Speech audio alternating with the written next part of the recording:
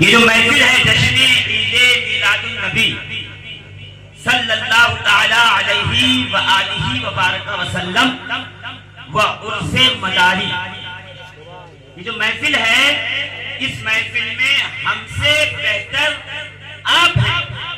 وہ اس لیے کہ ہم اس لیے آئے ہیں کہ ہم سے تو تاریخ لی گئی ہے، دن لکھایا گیا ہے، ڈائری میں نوٹ کرایا گیا ہے، فون کر کر کے پوچھا گیا ہے کہاں پہنچے، کب آئیں گے کب آئیں گے کب آئیں گے، تو ہم نے تو زبان دی تھی اس لیے آئے۔ آپ وقت نیند قربان کر کے اس بزم مصطفیٰ میں حاضر ہوئے ہیں، تشریف لائے ہیں۔ ہمارا آنا مجبوری ہے، وعدہ کیا تھا اس لیے آئے۔ آپ اس لیے آئے ہو کہ آپ کا عشق رسول مصطفیٰ سے سچا ہے، آپ کی نسبتیں سچی ہیں، آپ کا تعلق مدینے والے سے بڑا گہرا ہے، آپ اس لیے آئے ہیں۔ تو عزیزوں میں اکیلے نہیں بولتا، میں سامنے والوں کو چاہتا ہوں کہ وہ بھی بولے۔ مدینے والے نے کہا ابو ہریرہ گھبرا مت، تو آیا ہے اس کے پاس جو طبیب کائنات ہے، جو رحمت للعالمین ہے، جو مسائلوں کو حل کرنے کے لیے آیا ہے۔ میرے آقا نے کہا ابو ہریرہ اپنی چادر بچھا۔ سیدنا ابو ہریرہ نے اپنی چادر بچھائی، نبی نے ہوا میں ہاتھ اٹھایا اور ہوا میں ہاتھ اٹھا کے دعا پڑھی، پڑھنے کے بعد اس چادر میں اپنا ہاتھ خالی کیا۔ ابو ہریرہ دیکھ رہے ہیں جب ہاتھ اٹھا تھا تو خالی، ہاتھ چادر میں آیا تو خالی، مگر یقین تھا کہ یہ مصطفیٰ ہیں، محبوب خدا ہیں، محبوب پروردگار ہیں۔ مالک کائنات نے کل جہان کے حکم و اختیار کی کنجی انہی کے دست اقدس میں عطا ہے۔ سبحان اللہ، سبحان اللہ۔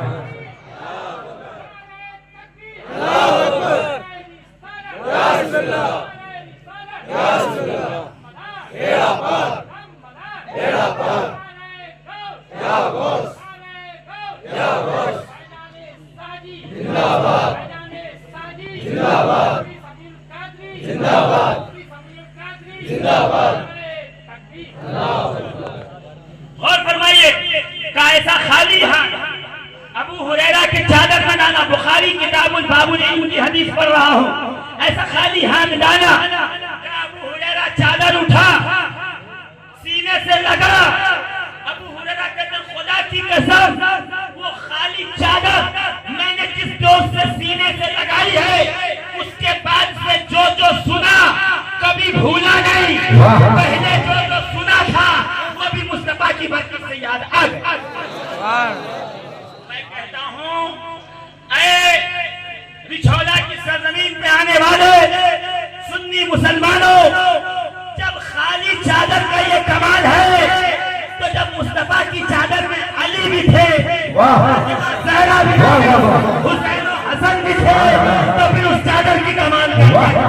نعرہ تکبیر، نعرہ رسالت، نعرہ حیدری، نعرہ حیدری، سرکار کی آمد، سرکار کی آمد، جب بجار حضور فاتح اجمیر، نعرہ تکبیر، مفتی شفیق القادری۔ یہی کہہ رہا ہوں جب ابو ہریرہ کو خالی چادر دی تو یہ عالم ہے، جس حسین کو اپنا لعاب دہن دیا ہے اس کا کیا عالم ہوگا، جس زہرا کو اپنے جگر کا ٹکڑا کہا ہے اس کا کیا عالم ہوگا، جس علی مرتضیٰ۔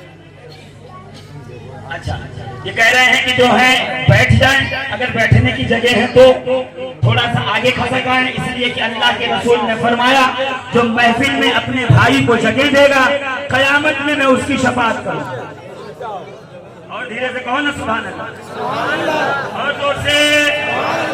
میرے عزیزوں، میرے محترم دوستوں، میرے بھائی، میرے ساتھ مل کے حضور شہزادے حضور فاتح اجمیر حضرت علامہ ڈاکٹر صاحب تشریف لے جا رہے ہیں، اس لیے کہ عرس کی تیاریاں ہیں، مہمان آئے ہوئے ہیں، انہیں دیکھنا ہے، ان کے ساتھ ڈیل کرنا ہے۔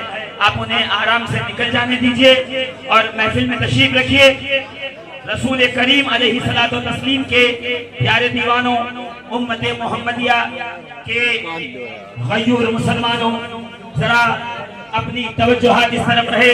ایک بار سارا مجمع مل کے بلند آواز سے سننے والا درود سنائے. اللهم صل على سيدنا شفيعنا نبينا حبيبنا وعلى ال سيدنا مولانا محمد وعلى اله وصحبه وسلم والسلام عليك يا رسول الله صلى الله عليه وسلم. صلی اللہ تعالی علیہ وآلہ وبارک وسلم. دیکھیں توجہ آپ کی رہے.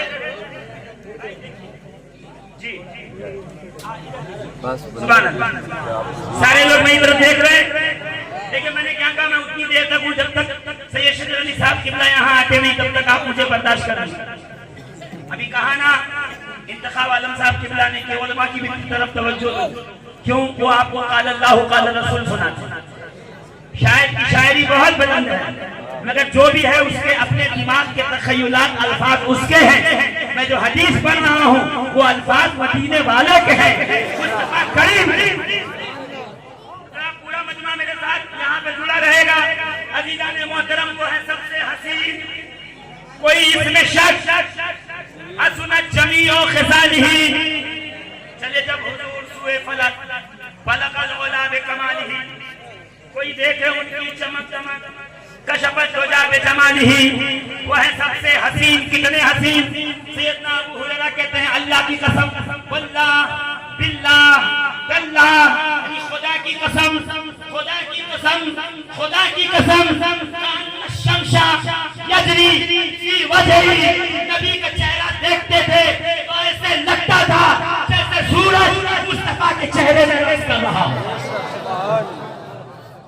وہ ہے سب سے حسین, کوئی اس میں شک ہے نا. دیوبندی کہے میرے جیسا, تبلیغی کہے میرے جیسا, جماعت کا امیر مان اللہ کہے میرے جیسا, اہل حدیث کہے میرے جیسا, وہابی کہے میرے جیسا.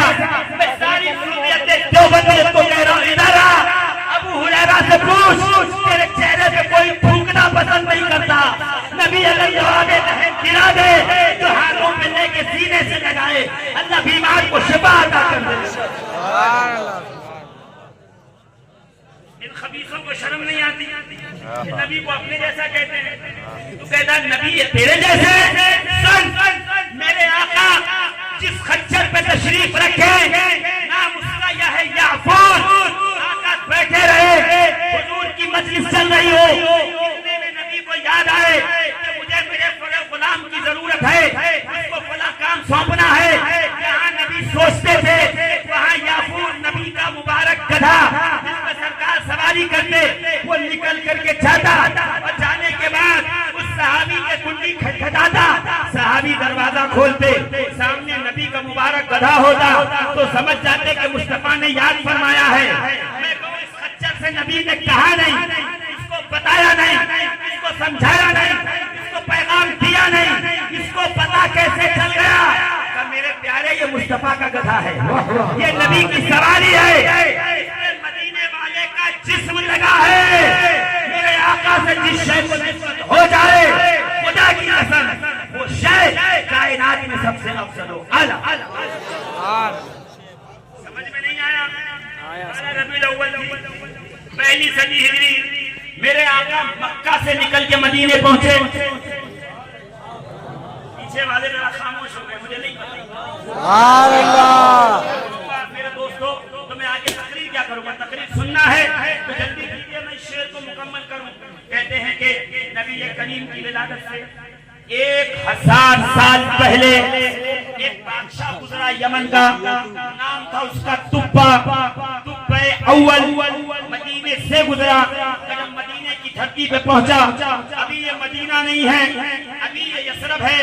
بیماریوں کا گھر ہے, درد کا گھر ہے, رنج کا گھر ہے, علم کا گھر ہے, مصیبتوں کا گھر ہے.